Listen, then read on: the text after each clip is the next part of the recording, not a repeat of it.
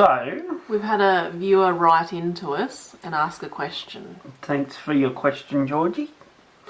And the question is, what can we do as parents to support, encourage good mental health for our kids?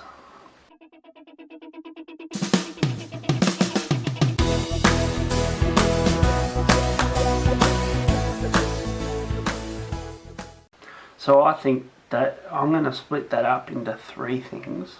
Mm-hmm. Good mental health for our kids in general. If our kid gets a mental health diagnosis, Mm-hmm. and what we can do as parents with mental illness to make sure that we still raise a healthy kid. Oh, that's fantastic. Go on. So we'll start with parents. I think what we've learnt in our latest foray into education with parenting is that you want to be strong and kind and wise. Mm-hmm. And sometimes when you're struck by mental illness, it's hard to be strong. You can be very erratic. So kindness can be a problem if you got mood things and that.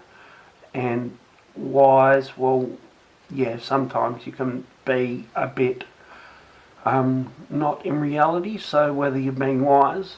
So I think just knowing that is helpful, and knowing that that your kid sees you as the adult, and just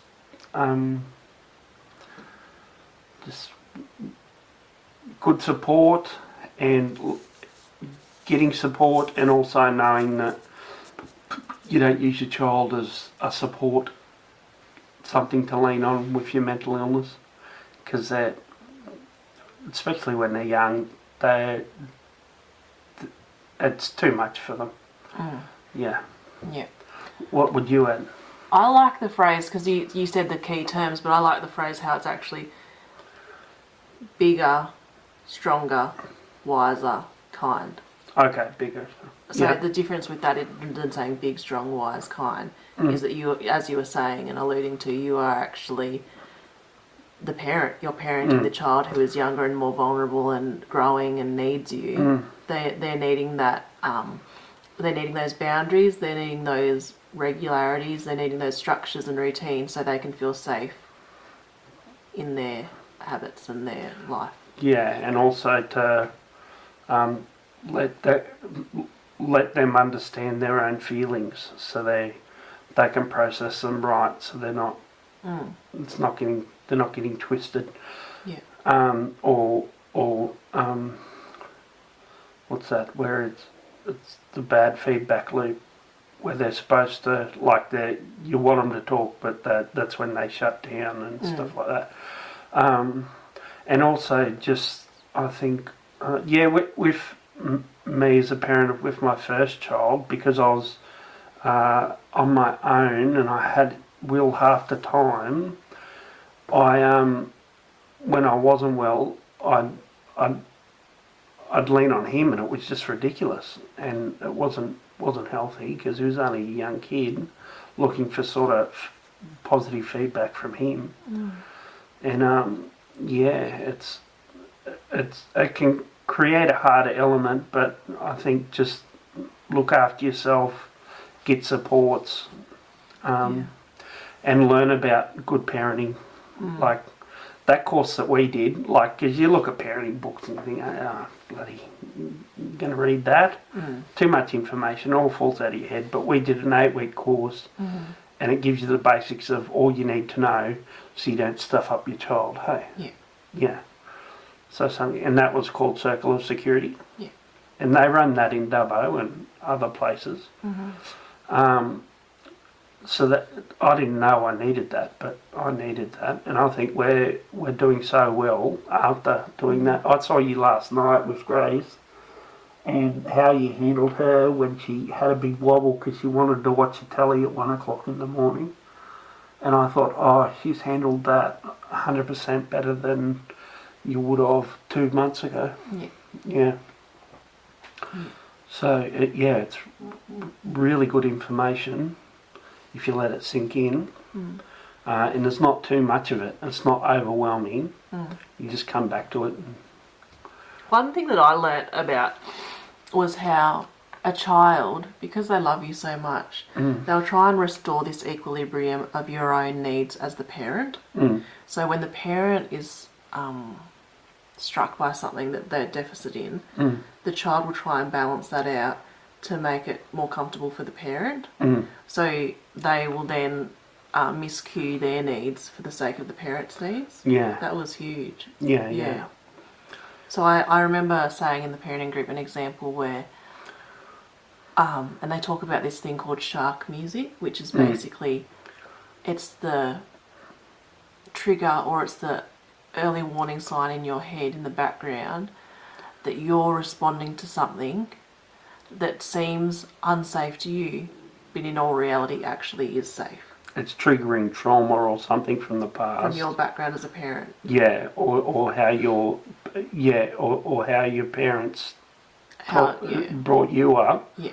And rather than deal with it rationally, you miss out on that stronger, wiser, and you go into mean or weak or just not coping. Absent. Yeah, that's when when you go past that all, and then you get absent and you withdraw from your child. Yeah.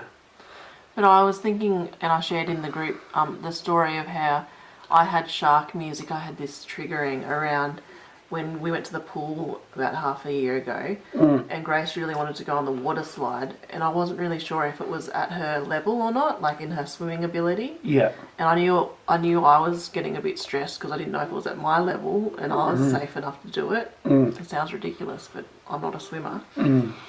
And so she was really wanting to go it, and if I knew it at the time, I would have seen this is shark music. I can see that this is actually safe if I stood back for a bit and analysed the situation. Yeah. But instead I was saying to her, oh, no, I think we better not go on there, or we might wait for Dad to come another time, or using all these distractions and excuses and that sort of thing. Anyway, then at some point, I think if that was to continue, I think Grace might have even miscued and said, oh no, that's all right, Mum. We don't need to go on the water slide, even though she really wanted to go on the water slide. Oh, yeah. That's a good example. Yeah, because I think they try and get the parent comfortable because they want to see the parent comfortable. And if that means they miss out, then that's what happens. Yeah. So, yeah. And this whole thing about it's making sure you, this causes that you fulfill your child's needs. So they've got everything they need to grow up healthy and secure in their attachment, so they don't react to other people in ways that they've been brought up that that sort of disadvantage them. Yeah.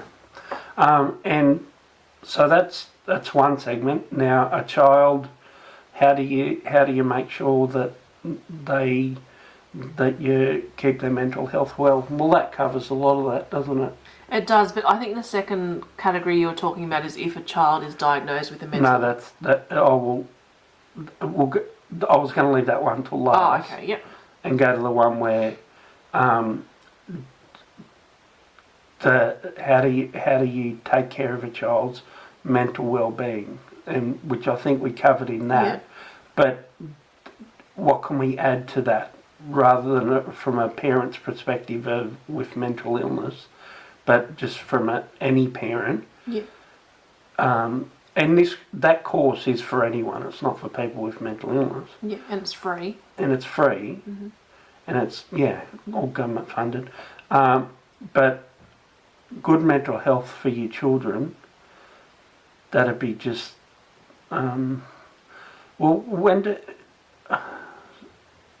just be alert to be alert. I don't know. Yeah, I think it's recognising that mental health is a domain in itself. So as the parent being aware of that and gradually age appropriately informing the child about mental health. So they're aware of it. We talk about physical health. We talk about making sure that, like Grace, even at her age, she's 2.5. She knows she has to eat vegetables to stay healthy. She knows she needs to go for a walk and exercise to be healthy. She goes around the house going, I'm exercising. I need to eat veggies. I'm feeling sick. But I think the next step along would be to educate her on mental health. Yeah. To be able to explain that just like physical health, mental health is an important domain that we need to be aware of. Yeah, well, I think we've already started in the way we say it's okay to have certain emotions and stuff like that. Yeah. And it's okay to feel that and let her sit in it. Yeah. And then she'll just sort of snap out of it rather than push her out of that and say, come on, let's have fun, let's forget about that. Yeah. And actually address the need there. Yeah. Yeah. And or explain to them as the parent why they can't do what they want to do or whatever, and how you, and say, I know you're sad because you can't do that. Yeah. But yeah. Grace has been going around like at 2.5 recently going, I'm grumpy. Yeah. I'm grumpy. Yeah. And that's actually helped her, I think, be able to get through. Once she's identified that emotion in herself, it helps her fuse that emotion. Yeah. And she's allowed to feel it and that sort of thing. We're not pushing it, Don't be grumpy, Grace, Be happy, that sort of attitude.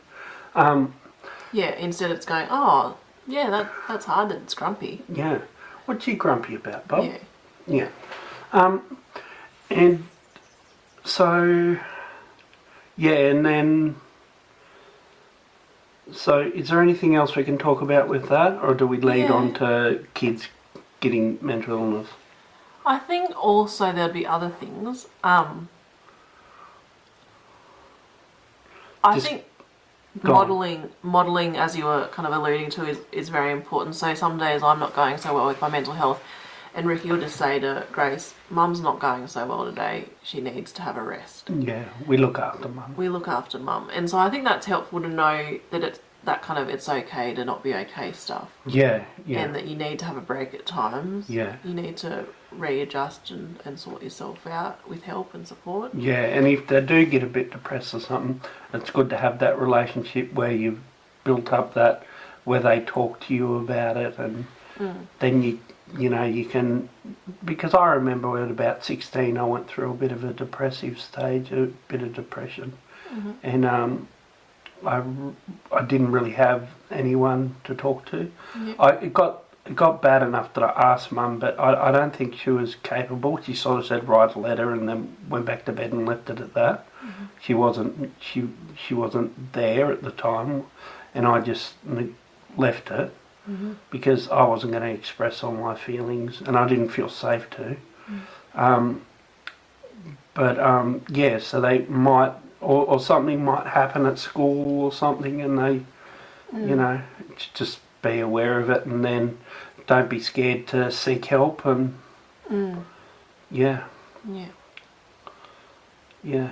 and also get feedback on your own needs, and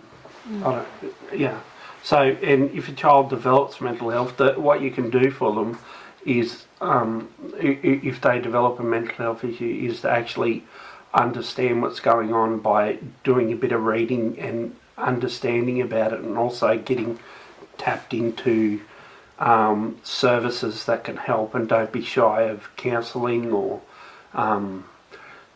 those things where back in the day it was like my mum used to threaten me that she'll send me to a counsellor like it was a bad thing, and that was probably exactly what I needed. And to just use those services. And I think also knowing your rights and responsibilities as a parent and as a child as well, depending on the age of the child. So like that it's okay to ask for a new counsellor if you don't gel the first few sessions of one counsellor, or it's okay to ask for a different worker if you don't gel after a few weeks of working with them. Because that's just how it works with children and with people in general. Like, you need to have a good fit, and if you don't feel safe. I think developing a bit of a plan in terms of wellbeing and safety plan. So the child knowing who to turn to if they're not going well, and what are their triggers, what are their early warning signs, what are the things that help them in different situations, safe people that they can talk to. Yeah. Yeah, so we're just going off the top of our head here, so there's probably a lot more to it. So, so it's always good to do your research or whatever, and we're not professionals. Thanks for watching. Please like this video and subscribe. Don't forget to hit the bell for future videos, and on the next episode we'll be talking about toads and whether they're any relation to frogs or whether they're just different types of lizard. Can't wait. Is that good enough? Yeah.